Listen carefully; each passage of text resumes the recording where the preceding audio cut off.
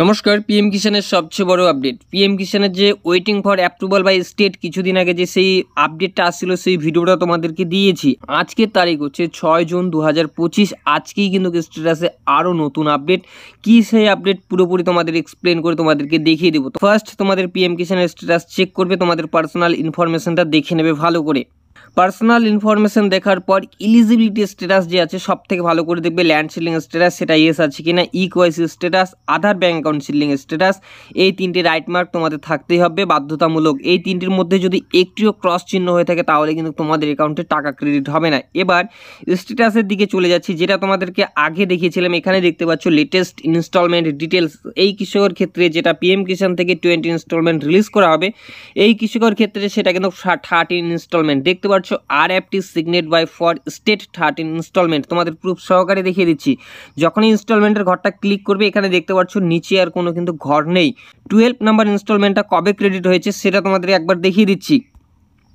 যখনই 12 নাম্বার ইনস্টলমেন্টের ঘরটায় ক্লিক করবো, এখানে দেখতে পাচ্ছ নিচে ক্রেডিট অন 24/2/2025 সে টাকাটা কিন্তু ক্রেডিট হয়েছে। এবার দেখতে পাচ্ছ এখানে 12 নাম্বার ইনস্টলমেন্ট পেমেন্ট ডান। এই কৃষকের ক্ষেত্রে যখনই আমি পেমেন্টের যে ঘরটা যে আছে সেখানে আমি যখনই ক্লিক করব, তার নিচে লেখা দেখতে পাচ্ছ যে লেখা আছে 13 ইনস্টলমেন্ট। তো সেই তোমরা 13 ইনস্টলমেন্টের যখনই ক্লিক করবো আরও নতুন করে একটা আপডেট চলে আসবে, তোমাদের সেটা দেখিয়ে দিচ্ছি। এখানে দেখতে পাচ্ছ লেটেস্ট ইনস্টলমেন্টের যে ডিটেলসটা আছে, RFT signed state for 13 installment. তো এই কৃষকের ক্ষেত্রে খুবই কিন্তু সেটা গুরুত্বপূর্ণ যে আপডেট, যেটা 20 ইনস্টলমেন্ট পিএম কিষান থেকে রিলিজ করা হবে, এখনও ডেটটা সামনে আসেনি।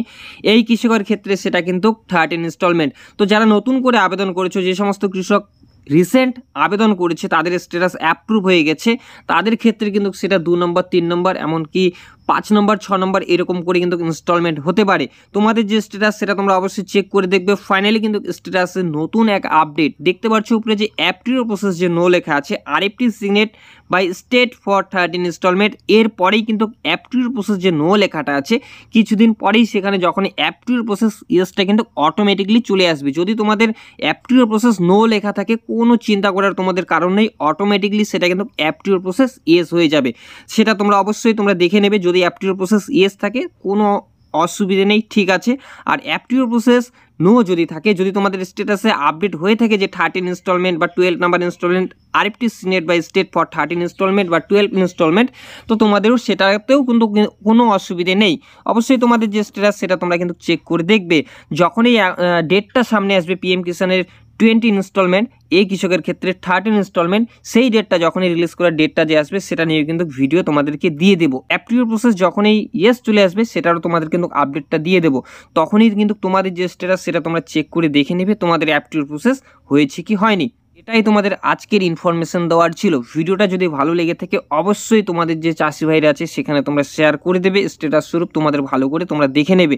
যদি ভিডিওটা ভালো লেগে থাকে অবশ্যই একটা লাইক করবে। চ্যানেলে যদি নতুন হয়ে থাকো প্লিজ চ্যানেলটি সাবস্ক্রাইব করে বেল আইকন অন করে পাশে থাকবে। যদি কোনো প্রশ্ন হয়ে থাকে তোমাদের অবশ্যই কমেন্ট করবে, কমেন্টে আমি উত্তর দেওয়ার চেষ্টা করব। তো চলো ফিরছি পরবর্তী লেটেস্ট আপডেট নিয়ে।